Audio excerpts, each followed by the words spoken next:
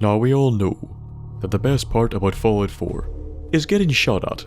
Nothing beats hobbling through the wastes with one of your pegs hanging on by a thread. Well, the group we should be looking at today is the most frequent, for many of us, cause of this. I speak of course of the Gunners, a post-war military-like group that has steadily been gaining power in the Commonwealth, filling the void that other groups, like the Brotherhood or the NCR, generally occupy in these games. But the presence of this group raises several questions. What is their command hierarchy? What are their motives? And, most importantly, where did they come from? Well, I aim to answer these questions, and more, over the course of this video. Let's take a gander. The Gunners, unlike many other groups in the Commonwealth, operate with a distinct hierarchy. The lowest are simply identified as Gunners. Next come the conscripts. Now, their presence in the Gunners is interesting. We will be talking about where they started from later, but for now, the presence of these individuals proves not only did they recruit, they conscripted. This suggests that they take over settlements or areas where people are present, and give them a choice. Join, or get shot to fuck. After conscripts, the ranking goes Private, Corporal, Sergeant, Commander, Lieutenant, Captain, Major, Colonel, and then Brigadier. This seems to loosely follow the American military rankings for the Army. If any experts notice anything amiss here, please say so in the comments. So this suggests that they closely follow the example given by the late mainstream American Army. I say mainstream as it technically lived on in the Enclave. However, many of these rankings only apply to leveled enemies, with the equipment and power they possess increasing with each military rank. Other named NPCs appear that hold a lower rank, but are in fact much higher up in the Gunner hierarchy. They occupy various points in the Commonwealth, and within or around these territories, bar a few exceptions, consider themselves the sole operators in that space. An example of an exception, or somewhat of one, is McCready. Now I will cover him at another point, so we won't get too in depth here, but he used to be associated with the Gunners. He continued to take work in their territories, and they took exception to that. This shows that they are quite serious with trying to enforce their own boundaries and territories on people, which, to be fair, given the state of the Commonwealth, is pretty necessary. They are set up in various places throughout the Commonwealth, and their characteristic skull with a bullet hole in its head marks them out. Now I think it's just filthy graffiti, but if you want to call it art, fair enough. Within these locations, a few things are usually present. A bastard assaultron to ruin your day, outfitted with the Gunner colours of course, just so you know exactly who owned the robot that murdered you. And Mr. Gutsy and Sentrybot may also be present. It shows the Gunners have a good understanding of technology and how to utilise it, as well as the balls to actually reprogram an assaultron. Or, you know, actually go near one of their own free will. Barricades with their logo can usually be found at these locations as well. Your average raider will stack things to make a barricade, but these seem to be actual military standard. Even though, as we are all aware, a school desk is fully capable of stopping a high caliber rifle round in the Fallout universe. But still, it's nice. They also set them up at strategic and logical locations, instead of just randomly, showing a high level of planning and forethought. Also, it's something they can be wee shites behind and increase the difficulty of killing them by quite a bit. Also present in Gunner locations is, shocker, the Gunners themselves. Even the lowest ranking pleb wears army fatigues. So you get what they're going for here, right? They wanted to look like the Coast Guard.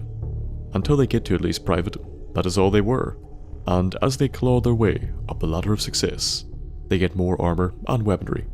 Lower levels usually stroll about with pistols of the standard variety, or the laserish variety.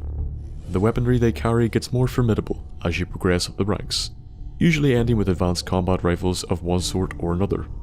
The highest levels even come fully equipped with stealth boys, so they can scare and beat the shit out of you.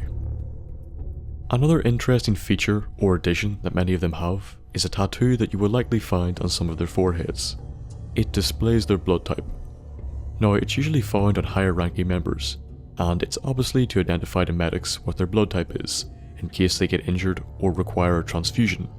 Since it's normally only higher ranking members displaying it, this means the tattoo must be earned. It's a way of marking a member out as valuable enough, or capable enough, to warrant treatment and saving, which means it's also probably a rite of passage. They have set up in several locations around the Commonwealth, and we will soon get to two that are of particular note. But let's talk about the ones they are in right now, or were before we, massacred them. Hallucinogen is one of the most notable areas, as it's here they all go insane, as we saw during my video on the place. It's also one of the first examples of an area where they get contracted to get technology out of it, even though, in the case of hallucinogen, it was gobshite. Another time we see them hired to move or procure something was the Witchcraft Museum in Salem, which we also took a look at. These areas go to show us that, as well as expanding their own influence and resources, they take jobs as well, likely to build up a relationship as dependable fighters, to provide a source of income, and to build up a good relationship with the individuals or organizations that require these skills or resources. Other locations that we have seen them secure are more strategic in their placement. Highways are a pretty big one for this group. Now obviously, they have the advantage of allowing them to look down on the filthy peasants below, while affording the height to casually shoot Yagwai, knowing they can't do shit about it. But it also allows them to control some of the, what would normally be, safest routes to traverse the Commonwealth with. Their elevation, bounty of scrap and cover from the cars, and lack of creatures, for the most part, make them ideal. It also means they can prevent other groups from getting a hold of them and having these areas used against them. Other locations offer different incentives, their headquarters most of all. It is set up in the Gunner Plaza, once the GNM building. Besides being easily defensible and relatively remote, it has a large array of antenna and radio equipment, which, for sending orders and receiving information from all over the Commonwealth, makes it the obvious choice. The highest ranked member of the Gunners we ever see named is also here, Captain Wes. However, as we discussed when we talked about the hierarchy, it's unlikely that he is the highest ranked overall in the Gunners. This means this base is likely only the regional HQ, and that the Gunners may have spread further than just the Commonwealth. But all this only tells us what they're like, and what they're doing right now. But what were they in the beginning, and where did they come from? Well, for this, we need to look at two locations we've explored in previous videos, and the Gunners are present in, Vault 75 and Vault 95. Now obviously, from a purely strategic point of view, they would be obvious choices for bases, given their resources, location, and the fact that they were built to withstand Armageddon. So they're sturdy enough like. But how did they get in? By this, I mean how did they get access to the vaults? You may remember Vault 114 that we looked at a while back. Now when we get there it was unlocked, but since it was never finished or inhabited, one could argue that it was also never sealed, which would explain how the Triggermen got in. The residents of Vault 81 opened theirs themselves, and Vault 111 was unlocked by the Institute, who, let's face it, probably had the technological means to break in. Vault 95, however, was sealed from the inside. All its residents, as we saw when we covered it, were dead. Only someone intimately familiar with Vault technology would have been able to get inside, and I think the Gunners were those people. If you recall, Vault 75 was a strange experiment. Its goal was to breed and engineer an army of super soldiers using the original pool of children that were admitted into the vault from the School of Malden. The children were then separated from their parents, who came with them. The parents were then executed by staff members, because Vault Tech curs. Over the years, the children were then subjected to various physical and mental tests. Some of the mental conditioning they underwent is highlighted in this terminal entry, found in a classroom. It talks about the world outside the vault, called Up Top Land. It tells the tale of two children being told how awful the world is outside, and that the people need help. It highlights two things: that the children in this vault were stronger than normal people, and that the children were one day meant to go out into the world and help the people outside the vault. Now I am sure this was not the actual goal, especially since Stanislaus Braun, who we encountered in Fallout 3, was involved. The terminals we find in the research area point blank state that the whole point was to test the hypothesis that the human genome could be rapidly improved. This was in fact the case, as over time, the subjects grew in intelligence and strength.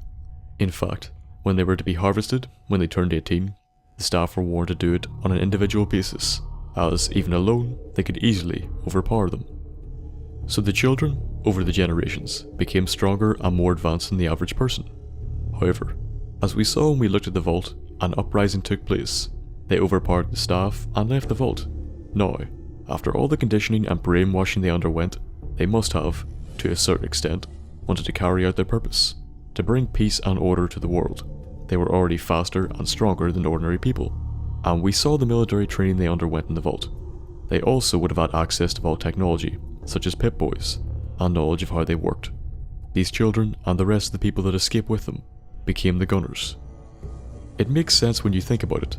A large group did leave the vault, and they had a lot of equipment, and they were, in many ways, superhuman.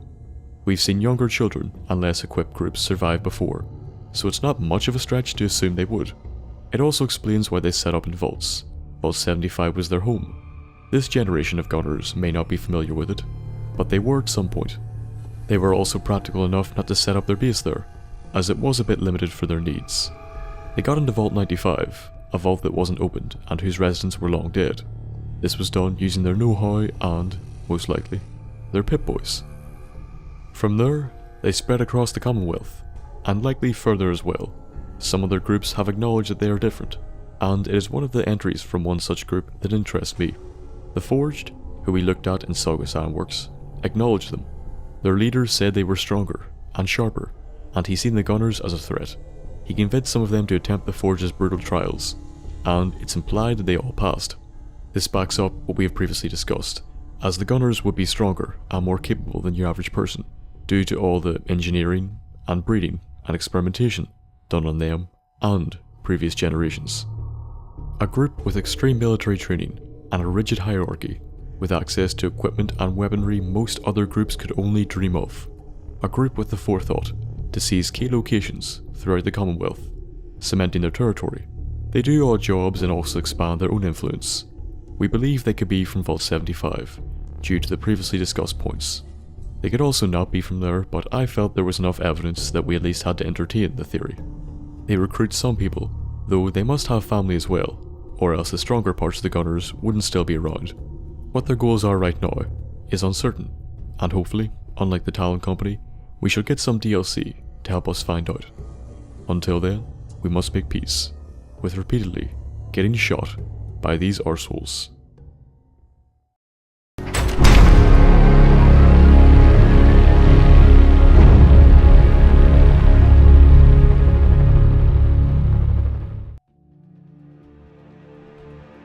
One of the most dangerous groups in the Commonwealth, and their possible beginnings. I hope you liked this look at all of it. If you did like it, give the video a like, and if you want regular updates, subscribe. Any suggestions for lore or future videos should be left in the comments below. Better yet, go on to my subreddit, so we discuss them in more detail. It's linked in the description. If you wish to, you can support me on Patreon, which is also linked in the description. Go have a gander at the rewards. Follow me on Twitter or Facebook to get regular updates, or have a wee chat. Any business you wish to discuss, email me at thenthapple.business@gmail.com, and I will get back to you as soon as possible. I hope you enjoyed the episode, and hope to see you in the next one. And until then, goodbye.